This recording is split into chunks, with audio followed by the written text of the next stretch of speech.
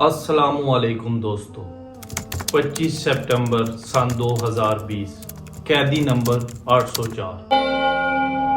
جب UN میں اقوام عالم سے مخاطب ہوا، اے اقوام عالم، تم اس بات کو کیوں نہیں سمجھتے ہو کہ ہم رسول اللہ کو دل کی گہرائیوں سے پیار کرتے ہیں، اور جب تم ان کے خلاف بات کرتے ہو تو ہمارے دل کو درد ہوتا ہے، اور تمہیں پتہ ہے کہ دل کا درد سب دردوں سے سخت ہوتا ہے۔ آئیں دوستو، آپ کو قیدی نمبر 804 کی پیدائش سے قید تک کی کہانی سنائیں۔ دوستو، 5 اکتوبر 1952 کو نیازی قبیلے میں ایک بچہ پیدا ہوتا ہے جس کا نام عمران احمد نیازی رکھا گیا،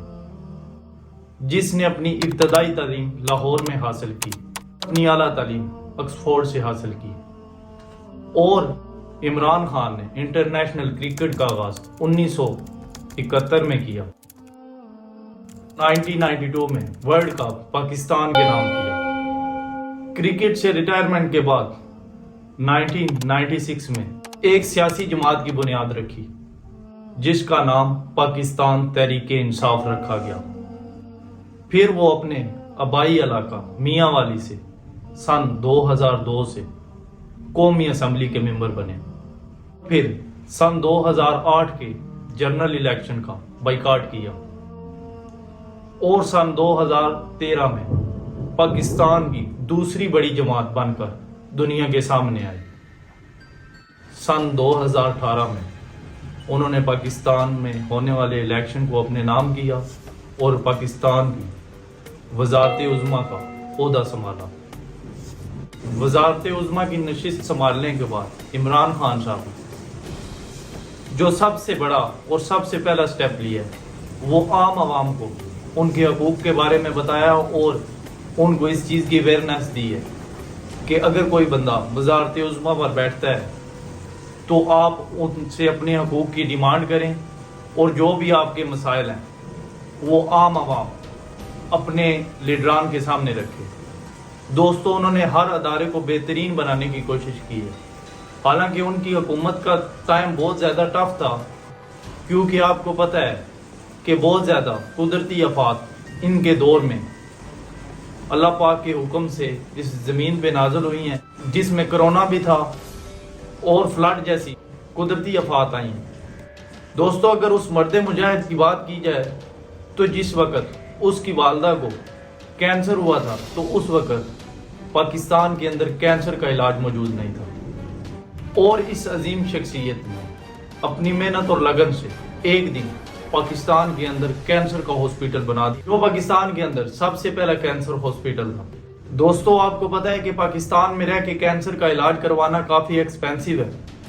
آج کے دور میں بھی جس بندے کے پاس پیسے نہیں ہیں وہ شوکت خانم میں جا کے اپنے کینسر کا علاج کروا سکتا ہے، اور لوگ علاج کروا رہے ہیں اور اللہ پاک ان کو شفا دے رہے ہیں۔